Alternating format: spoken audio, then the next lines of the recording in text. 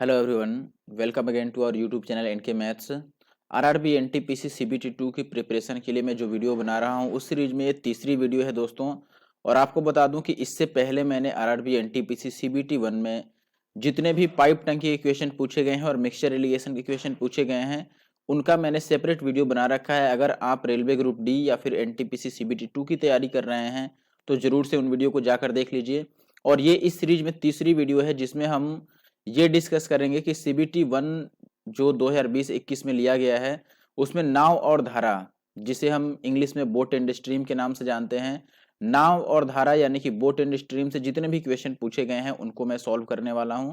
तो जरूर से अगर आप रेलवे एनटीपीसी सीबीटी 2 की तैयारी कर रहे हैं या फिर ग्रुप डी की तैयारी कर रहे हैं, आप जरूर से पूरी वीडियो को देखिए।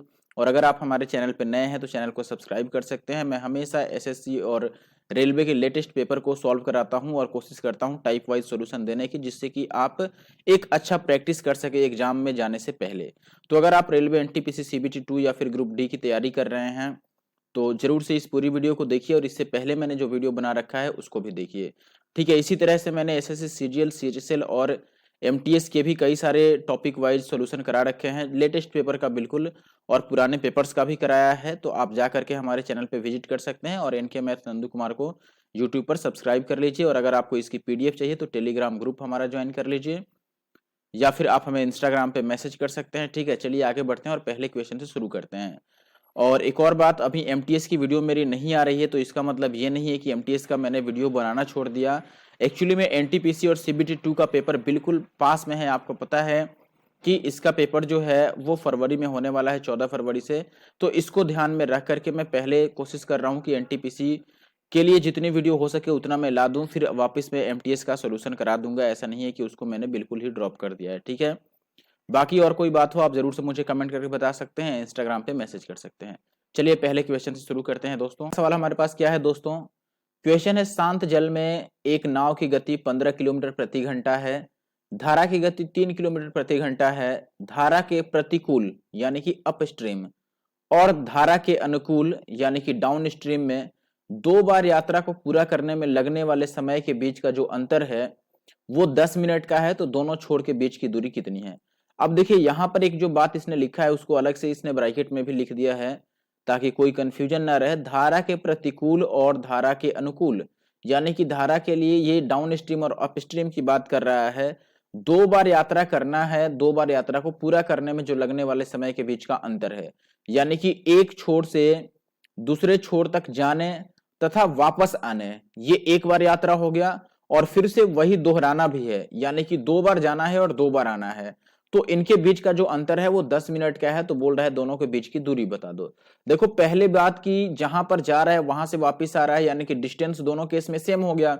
और अगर दूरी दोनों ही केस में सेम है तो आपको पता है कि जो स्पीड का रेशियो होता है और टाइम का रेशियो होता है वो एक दूसरे का इन्वर्सली प्रोपोर्शनल होता है।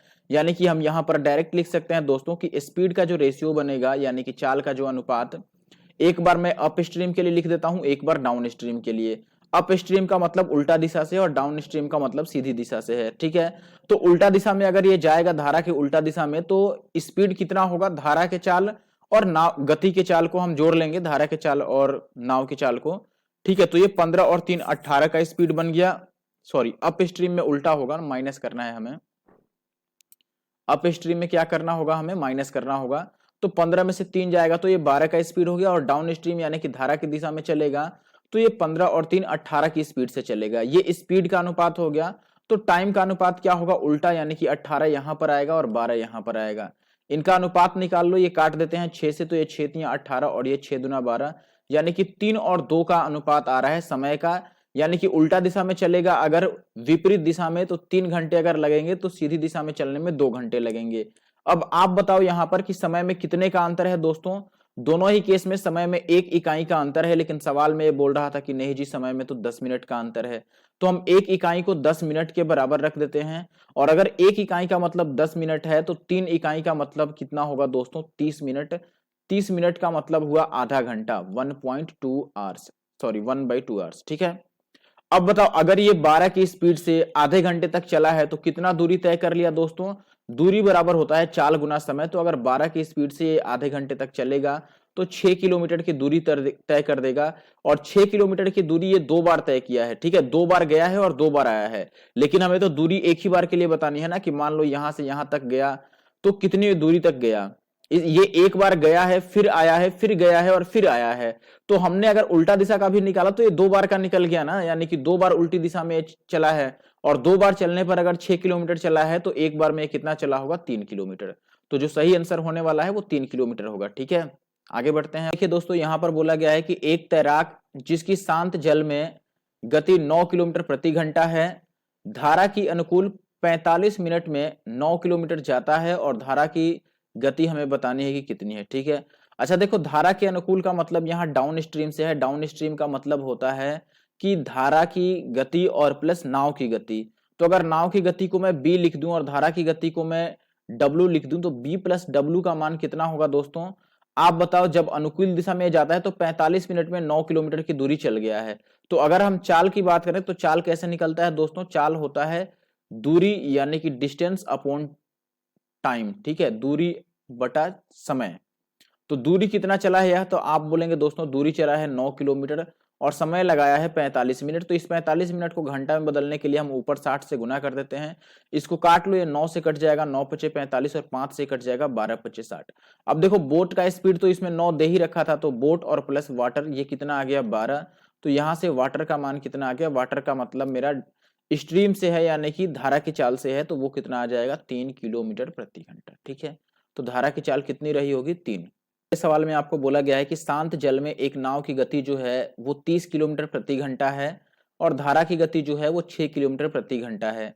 तो 5 मिनट में धारा के अनुकूल और 5 मिनट में धारा के प्रतिकूल दिशा में तय की गई दूरी बताइए, ठीक है। यानी कि 5 मिनट में डाउन स्ट्रीम में कितना चलेगा और 5 मिनट में अप स्ट्रीम में कितना चलेगा। तो पहले हमसे डाउन स्ट्रीम वाला पूछा है, तो डाउन स्ट्रीम में आपको दूरी निकालना है। तो दूरी कैसे निकालते हैं दोस्तों, चाल गुना समय करके। तो आप देख लो चाल कितना है। अगर डाउन स्ट्रीम में चाल की बात करें तो नाव की चाल और धारा की चाल को जोड़ना होगा, तो आप बोलेंगे 30 और 6 36 की स्पीड से चल रहा है और समय कितना बताना है आपको 5 मिनट में। तो 5 मिनट को घंटा में बदलने के लिए हम 60 से भाग कर देते हैं और इसको निकाल लो, ये कितनी हो जाएगा 5 से कटेगा 12 पचे 60 और ये 12 तिया 36, यानी कि डाउन स्ट्रीम में तो ये 3 किलोमीटर चला है, ठीक है। अब देखो अगर डाउन स्ट्रीम में ये 3 किलोमीटर चला है तो अप स्ट्रीम में डेफिनेटली 3 से कम ही चलेगा। तो ऑप्शन डी इसका मतलब सही आंसर होगा। देखो इसमें तो अब बताओ, धारा की दोनों में समय बराबर है। अगर दोनों केस में समय बराबर है तो धारा की दिशा में ही तो ज्यादा चलेगा और उल्टा दिशा में कम चलेगा। यहां पर देखो पहले ऑप्शन में इसने क्या किया, धारा की दिशा में 3 चला दिया और उल्टा दिशा में 4। बताओ जब टाइम बराबर है तो उल्टा दिशा में ज्यादा कैसे चलेगा, कम ही चलना होगा ना। इसमें बराबर ही चला है, इसमें भी बराबर चला है, यहीं पर कम है। तो हम ये डायरेक्ट भी आंसर लगा सकते थे बिना सॉल्व किए। बिना सॉल्व किए ही हम देख सकते थे कि भाई उल्टा दिशा में कम होगा और सीधी दिशा में ज्यादा होगा। ये केवल ऑप्शन डी में ही दिया है। बताओ बाकी अगर हल करना है आप तो अप स्ट्रीम में भी निकाल लो। अप स्ट्रीम में चाल कितना होगा, चाल को हम माइनस कर लेंगे, 30 में से 6 जाएगा तो 24 की रफ्तार से चलेगा और टाइम वहां भी 5 मिनट लगाना है। 60 से हम भाग कर देते हैं घंटा में बनाने के लिए। तो ये 5 से 12 पचे 60 और ये 12 से कट जाएगा, 12 दूना 24, यानी कि 2 किलोमीटर ये अप स्ट्रीम में चला होगा। तो 3 और 2 अपना उत्तर होगा, ठीक है। एक और बात मैं आपको बता दूं दोस्तों कि इस वीडियो में मैं ट्रेन और बाकी टाइम स्पीड डिस्टेंस के जो क्वेश्चन है उनको मैंने शामिल नहीं किया है। बस इसमें बोट एंड स्ट्रीम यानी कि नाव और धारा के ही क्वेश्चन है। तो नाव और धारा के कुल मिलाकर 7 या 8 क्वेश्चन आए हैं, इसीलिए मैं इसको अलग वीडियो में बना रहा हूं। इसके बाद जब टाइम स्पीड डिस्टेंस की पूरी वीडियो आएगी तो उसमें जो समय दूरी और चाल के बाकी क्वेश्चन होंगे वो आपको देखने को मिलेंगे, ठीक है। तो इसमें आप ढूंढिएगा नहीं, ऐसा नहीं कि आप कमेंट करने लगो कि आपने सारा क्वेश्चन छोड़ दिया, ऐसा नहीं है। उनके लिए अलग से वीडियो आएगी, ठीक है। और बाकी अगर आपको वीडियो पसंद आ रही है तो जरूर से वीडियो को लाइक कर दें और शेयर कर दें, और अगर आप चैनल पर नए हो तो सब्सक्राइब कर लें। और जो लोग इंग्लिश में चाहते हैं कि क्वेश्चन इंग्लिश में लिखा मिले तो आपको बस 1-2 दिन वेट करना पड़ेगा। उसके बाद जो आगे टॉपिक्स बनेंगे उनमें इंग्लिश में भी लिखा हुआ मिलेगा आपको क्वेश्चन, ठीक है। सवाल देखिए दोस्तों, यहाँ पर कह रहा है कि एक 2 मीटर गहरी और 21 मीटर चौड़ी नदी है, 5 किलोमीटर प्रति घंटा की दर से प्रवाहित हो रही है। उसमें जो पानी है वो 5 किलोमीटर प्रति घंटा की दर से बह रहा है। तो 10 मिनट में कितने किलोलीटर पानी समुद्र में गिरेगा ये बताना है। 29 दिसंबर 2020 को मॉर्निंग के शिफ्ट में आया हुआ क्वेश्चन है। अच्छा क्वेश्चन है, अपने आप में कॉन्सेप्ट का यूज होगा इसमें। देखो सबसे पहले हमें आयतन निकालना होगा कि हर एक पर यूनिट टाइम में जो पाइप है या फिर नदी है, एक्चुअली में नदी है यहाँ पर पाइप नहीं है, वो कितना वॉल्यूम पानी का डालती है किसमें, समुद्र में, ठीक है। तो अगर वॉल्यूम निकालना है पानी का तो आपको पता है कि आयतन लंबाई गुना चौड़ाई गुना ऊंचाई होता है। तो ऊंचाई को हम गहराई भी कह सकते हैं। तो यहाँ पर पहले हमें गहराई या फिर ऊंचाई निकालना होगा। तो 10 मिनट में वो कितना दूर चलेगा, यही गहराई होगा या फिर ऊंचाई होगा, या फिर आप लंबाई कह लो कि पानी द्वारा तय की गई दूरी। मान लो यहाँ से पानी चलना शुरू करता है तो 10 मिनट में पानी की धारा कितनी दूर तक बह सकती है, ये हमें हाइट या फिर आप कह लो गहराई या फिर लंबाई के बराबर लेना है। तो देखो पानी गिरने की जो रफ्तार है दोस्तों वो 5 किलोमीटर प्रति घंटा है। तो हम अगर ये लिखें कि 10 मिनट में वो कितना दूरी चलेगा, दूरी यानी कि डिस्टेंस, तो आप कैसे निकालोगे दोस्तों, चाल गुना समय। चाल तो है 5 का, ठीक है, और कितना भाई टाइम तक चलाना है, तो टाइम दिया गया है 10 मिनट। 10 मिनट को हम 60 से भाग करके घंटा में बदल लेते हैं तो ये 0 से 0 कटेगा यानी कि 5/6। तो आप समझ लो कि 5/6 किलोमीटर ये जो आ रहा है ये दूरी आ रहा है। तो इसी को हम लंबाई के बराबर रख लेंगे, ठीक है, लंबाई के बराबर हम इसको रख लेंगे। अब हम निकालते हैं कि पानी का आयतन कितना होगा, ठीक है, पानी का आयतन, ठीक है, जिसको आप वॉल्यूम कह सकते हैं। तो ये होगा लंबाई गुना चौड़ाई गुना ऊंचाई या फिर गहराई कह लो। तो लंबाई है 5/6 और चौड़ाई है हमारे पास 21 और जो गहराई है वो है 2। तो अभी किलोमीटर को हमें मीटर में भी बदलना होगा क्योंकि बाकी से सारे जो मात्रक हैं वो मीटर में हैं, आप देख रहे हैं यहाँ पर। और जो हमने लंबाई लिया है ये किलोमीटर में ले लिया है। तो इसको अभी हम 1000 से गुना कर देते हैं कि ये मीटर में बदल जाए, ठीक है। अब बस आप ये कैलकुलेट कर लो कि कितना हुआ। तो आप बोलेंगे कि ये 2 3 6 कट गया और 3 7 21, तो ये 7 5 कितना आ गया दोस्तों, 35,000 मीटर क्यूब आ गया, ठीक है। 35,000 मीटर क्यूब अब क्या आ गया, पानी का आयतन आ गया, ठीक है। यानी कि 10 मिनट में इतना पानी बह जाएगा क्योंकि 10 मिनट में तय की गई दूरी हमने यहाँ पर लिया है जो कि 5/6 किलोमीटर आया था। तो 10 मिनट में इतना पानी वो डालेगा समुद्र में, लेकिन ये मीटर क्यूब में है और हमसे किलो लीटर में पूछा है। तो आपको ये भी पता होगा दोस्तों कि 1 मीटर क्यूब जो होता है यही 1 किलो लीटर के बराबर होता है। तो आप जो ये मीटर क्यूब में देख रहे हैं इसे हम किलो लीटर में भी लिख सकते हैं कि ये 35,000 किलो लीटर हुआ, ठीक है। तो 35,000 किलो लीटर कहां पर है हमारे पास दोस्तों, पहले ऑप्शन में है। तो पहला जो ऑप्शन है अपना वो सही उत्तर है, ठीक है। आशा करता हूं कि बात आप समझ गए होंगे। अगर अच्छा लग रहा है वीडियो जरूर से कमेंट करके बताना और लाइक भी करना। देखिए दोस्तों यहाँ पर आपको बोला गया है कि शांत जल में एक नाव की गति 14 किलोमीटर प्रति घंटा है। धारा के अनुकूल 1 घंटे में 45 मिनट, सॉरी 1 घंटे 45 मिनट में यह 28 किलोमीटर की दूरी तय कर देता है। तो धारा की गति बताना है, ठीक है। कब आया है ये, 9 जनवरी 2021 को मॉर्निंग वाले शिफ्ट में, ठीक है। तो आप एनटीपीसी सीबीटी 2 की प्रिपरेशन कर रहे हैं अगर उपडी की, तो जरूर से पूरी वीडियो देखिए और शेयर भी कीजिए इसे। अब देखो अगर ये धारा के अनुकूल बात कर रहा है यानी कि डाउन स्ट्रीम की बात कर रहा है। डाउन स्ट्रीम का मतलब होता है बोट का चाल और साथ में धारा की चाल भी। तो धारा की चाल के लिए मैं W लिख लेता हूं यहाँ पर। तो इन दोनों का जो योग बनेगा दोस्तों ये एक्चुअली में चाल ही है। तो चाल कैसे निकालते हैं हम, दूरी बटा समय करके। तो दूरी कितना चलना है बताओ, 28 किलोमीटर और समय है 1 घंटा 45 मिनट। अब बताओ 1 घंटा और 45 मिनट को हम क्या लिख सकते हैं, 45 मिनट को भी घंटा में बदल लो 60 से भाग करके। तो ये 3 से 15 बार में कटेगा और ये 4 से, तो एक्चुअली में ये 3/4 आ गया। यानी कि ये 7/4 घंटे की बात कर रहा है, ठीक है। तो हम यहाँ पर दूरी तो लिख चुके हैं 28 और नीचे समय लिखेंगे 7/4। तो देखो बोट का स्पीड तो हमें मालूम है कि 14 है और प्लस वाटर का नहीं मालूम है, और ये कितना हो गया 28 गुना में 4 ऊपर हो जाएगा और 7 नीचे। 7 से आप इसको काटोगे 7 चौके 28। तो जो W का मान आएगा वो 4 चौका 16 में से 14 जाएगा तो 2 आएगा, ठीक है। यानी कि 2 किलोमीटर प्रति घंटा रफ्तार है किसकी, वाटर की या फिर आप कह सकते हैं धारा की। नंबर 6 भी बिल्कुल उसी तरह का है। आप देख रहे हैं एक मोटर बोट शांत जल में, इसकी गति 11 है और 2 घंटे 20 मिनट में यह धारा की दिशा में कितना चल देता है 28। तो धारा की गति बतानी है। तो हम मान लेते हैं धारा की गति अगर x रही होगी तो धारा की गति और प्लस बोट की गति यानी कि 11, ये दोनों हो गया धारा की दिशा में चाल। धारा की दिशा में चाल क्या होता है, धारा की दिशा में चाल मतलब हुआ कि नाव के चाल और प्लस में धारा की चाल। तो हमने दोनों एक साथ जोड़ लिया है और चाल बराबर दूरी बटा समय कर लेंगे वापस से। तो दूरी कितना था 28 और नीचे हम समय लिख लेते हैं, समय 2 घंटे 20 मिनट। 2 घंटे तो पूरे हो गए और 20 मिनट का मतलब 1/3 घंटा हम 60 से भाग कर देंगे। तो ये 3 दूना 6 और 1 7/3 घंटा बन रहा है। तो 7 नीचे आएगा और 3 ऊपर चला जाएगा, सीधी सी बात है। हम समय से भाग कर रहे हैं तो ये 7 चौके 28 यानी कि x प्लस 11 का मान कितना आ गया 4 3 12। तो x का मान कितना हो गया दोस्तों 1 किलोमीटर प्रति घंटा। इसका मतलब जो धारा का चाल है वो क्या है दोस्तों 1 किलोमीटर प्रति घंटा। ऑप्शन बी जो है वो सही उत्तर है आपके पास कि एक धारा की गति जो है वो 3 किलोमीटर प्रति घंटा है और शांत जल में एक व्यक्ति के तैरने की जो गति है वो 6 किलोमीटर प्रति घंटा है। तो 37 किलोमीटर चलने में धारा के अनुकूल तैरना है, यानी कि धारा की दिशा में डाउन स्ट्रीम में, तो आदमी द्वारा लिया गया समय कैसे कितना होगा। टाइम कैसे निकालते हैं दोस्तों, टाइम होता है डिस्टेंस अपॉन स्पीड। तो डिस्टेंस तो हम लिख सकते हैं कि 37 किलोमीटर जाना है और स्पीड क्या करेंगे, जब धारा की दिशा में चलना है डाउन स्ट्रीम में तो दोनों को जोड़ लेंगे, दोनों स्पीड। तो दोनों स्पीड हम कितना लिख सकते हैं दोस्तों, 3 किलोमीटर प्रति घंटा तो हो गया धारा का चाल और 6 हो गया आदमी का, तो 6 और 3 9 से हम भाग कर देंगे इसको बस। तो ये 9 चौके 36 और 1/9 घंटे लगेंगे। 9 सही 1/9, सॉरी 4 सही 1/9। तो ऑप्शन बी जो है वो बिल्कुल सही उत्तर। 17 जनवरी को आया हुआ है इवनिंग शिफ्ट में, बिल्कुल सेम सवाल है उसी के जैसा। धारा की गति 3 किलोमीटर पर आवर है और शांत जल में आदमी की गति जो है वो 5 का है। धारा की दिशा में ही 26 किलोमीटर चलना है, तो टाइम कितना लगेगा। अभी मैंने आपको बोला दोस्तों, टाइम जो होता है वो दूरी बटा चाल होता है। तो दूरी कितना चलना है 26, और चाल हम दोनों को जोड़ लेंगे 5 और 3 8, तो ये कितना आ जाएगा दोस्तों 13/4, यानी कि 4 तिया 12 और 1 13, तो 3 सही 1/4 घंटे लगेंगे। ठीक है, 3 सही 1/4 का मतलब ऑप्शन डी जो है वो सही उत्तर है। सवाल देख लीजिए दोस्तों, ये आखिरी सवाल है इस वीडियो का, और बोट एंड स्ट्रीम से टोटल 9 क्वेश्चन आए थे और 9 क्वेश्चन में से मैंने 8 सॉल्व कर दिए हैं। ये अंतिम सवाल है।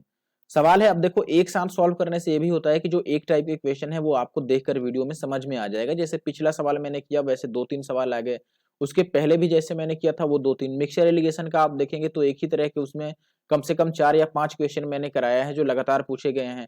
तो अगर वो वीडियो आप देख लेते हैं तो अब से अगर सीबीटी 2 में या ग्रुप डी में ऐसा क्वेश्चन दिखेगा या फिर किसी और एग्जाम में दिखेगा तो आप डेफिनेटली उसको सॉल्व कर पाएंगे। ठीक है, तो इसीलिए चैप्टर वाइज बनाने से ये फायदा होता है। तो आप जरूर से पूरी वीडियो को देखिएगा और कमेंट करके जाइएगा और लाइक करके जाइएगा। ठीक है, सवाल है कि एक स्टीमर धारा के अनुकूल जाता है और 2 बंदरगाहों के बीच की दूरी को वो 6 घंटे में तय कर लेता है, और उसी दूरी को वह धारा की उल्टी दिशा में अगर चलता है यानी कि अप स्ट्रीम में तो 8 घंटे का समय ले लेता है। अब यदि धारा की गति आपको 3 किलोमीटर प्रति घंटा दे रखा है तो आपसे पूछ रहा है दोस्तों कि शांत जल में स्टीमर की गति बता दो कितनी है। ये 6 अप्रैल को आया हुआ है मॉर्निंग शिफ्ट में। थोड़ा अच्छा सवाल है, हम रेशियो का यूज कर लेंगे यहाँ पर। हम यहाँ पर लिख लेते हैं डाउन स्ट्रीम और एक बार अप स्ट्रीम। डाउन स्ट्रीम का मतलब मेरा है सीधी दिशा से, ठीक है, और अप स्ट्रीम का मतलब उल्टा दिशा, विपरीत दिशा। तो आप देखें कि डाउन स्ट्रीम में दोनों ही केस में जो दूरी है वो सेम है। अगर डिस्टेंस कांस्टेंट होता है दोस्तों तो जो टाइम का रेशियो होता है वो स्पीड का रेशियो का उल्टा होता है। तो आप देखेंगे कि टाइम पहले केस में 6 घंटे है और दूसरे केस में 8 घंटे, तो स्पीड का जो रेशियो होगा वो इनका उल्टा होगा, यानी कि ये 8 और 6 में बदल जाएगा। तो आप 2 से काट लो तो ये कितना आ जाएगा 4:3 आ जाएगा। ठीक है, अब यहां पर एक बात देखो दोस्तों कि स्पीड का रेशियो हमारे हिसाब से 4 और 3 आ गया, यानी कि अगर सीधी दिशा में डाउन स्ट्रीम में स्पीड 4 है तो अप स्ट्रीम में 3 हो गया। और अगर दोनों पता है तो हम यहां से धारा की चाल तो लिख ही सकते हैं। धारा की चाल का सूत्र क्या होता है दोस्तों, धारा की चाल का सूत्र होता है down stream minus up stream by 2। तो डाउन स्ट्रीम और अप स्ट्रीम को माइनस करके 2 से भाग कर दो। डाउन स्ट्रीम में ये 4 है, अप स्ट्रीम में 3 है, दोनों को माइनस करेंगे तो 1 और 2 से हम भाग कर देते हैं तो 1/2 आ गया हमारे हिसाब से धारा की चाल। लेकिन सवाल में धारा की चाल कितनी दे रखा है, 3 दे रखा है। तो हमारा जो 1/2 आया है ये सवाल के हिसाब से 3 किलोमीटर प्रति घंटा के बराबर है दोस्तों। तो यहां से अगर 1 यूनिट का मान आप लिखोगे 2 उधर जाएगा तो 3 से गुणा हो जाएगा और ये 6 किलोमीटर प्रति घंटा बन जाएगा। तो यदि एक इकाई का मान 6 किलोमीटर प्रति घंटा है तो इसमें से कोई सा भी अब निकाल लो। अगर हम 4 का मान निकाल लें कि डाउन स्ट्रीम में यानी कि सीधी दिशा में जो चाल है वो कितना है, तो आप 4 का मान निकालोगे तो ये 6 चौके 24 किलोमीटर प्रति घंटा होगा। और ये जो 24 है, देखो ये जो 24 है ये डाउन स्ट्रीम में स्पीड है, यानी कि इसमें बोट का भी स्पीड है और साथ में वाटर का भी स्पीड है। डाउन स्ट्रीम का मतलब धारा की दिशा में नाव की चाल कितनी होती है, नाव की शांत जल में चाल और प्लस का नदी का चाल दोनों जोड़ा जाता है। तो यहां पर आप देखेंगे कि दोस्तों नदी का जो चाल है वो तो 3 हमें मालूम ही है और प्लस बोट ये कितना हो गया 24। तो यहां से आप बोलेंगे कि बोट का जो स्पीड है वो 21 किलोमीटर प्रति घंटा है। ठीक है, यानी कि ऑप्शन बी जो है वो बिल्कुल सही उत्तर है, 21 किलोमीटर प्रति घंटा। तो बोट का स्पीड ये है यहाँ पर दोस्तों। वीडियो कैसा लगा मुझे जरूर से कमेंट करके बताना। इसमें कम ही क्वेश्चन थे, इसीलिए जिसमें कम क्वेश्चन है उनको मैं जल्दी निपटाना चाहता हूं जिससे कि आप आसानी से प्रैक्टिस कर पाएं। ठीक है, बाकी जो जिसमें क्वेश्चन 100 से भी ऊपर के हैं वो तो 2-2 3-3 पार्ट में बनेंगे। ठीक है, तो चलिए यहीं पर आज वीडियो को खत्म करते हैं और अगला कौन सा टॉपिक सॉल्व करें आप जरूर से मुझे कमेंट करके बताइएगा। और एसएससी वाले बिल्कुल परेशान ना हो, आपके लिए भी वीडियो जल्दी बनकर आएगी। तब तक आप चाहें तो आप इन्हें भी देख सकते हैं, क्योंकि इसमें भी क्वेश्चन बस अलग हैं लेकिन कॉन्सेप्ट में वही यूज करता हूं हर एक के लिए। चलिए, thank you for watching the video.